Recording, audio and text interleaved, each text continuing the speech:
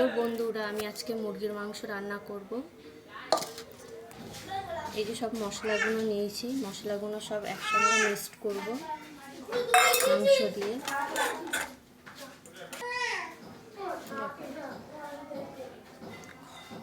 পেঁয়াজ দিয়ে দিচ্ছি, যে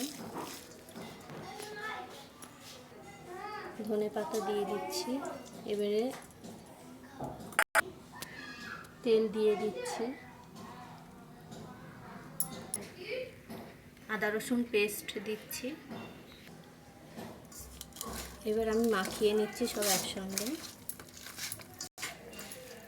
আমার মাখানো হয়ে গেছে, 15 মিনিট চাপা দিয়ে রাখবো। আমি এবার তেল দিচ্ছি। আমি এবারে এলাচ, গরম মশলা দিয়ে দিচ্ছি, তেজপাতা। এবারে মাংসটা আমি দিয়ে দিচ্ছি।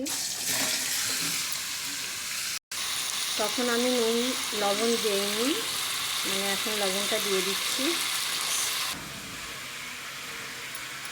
আলু ভেজে রেখেছিলাম, এই আলুটা দিয়ে দিচ্ছি। আলুটা নাড়াচাড়া করে আমি একটু জল দেবো। আমার রান্না কমপ্লিট হয়ে গেছে।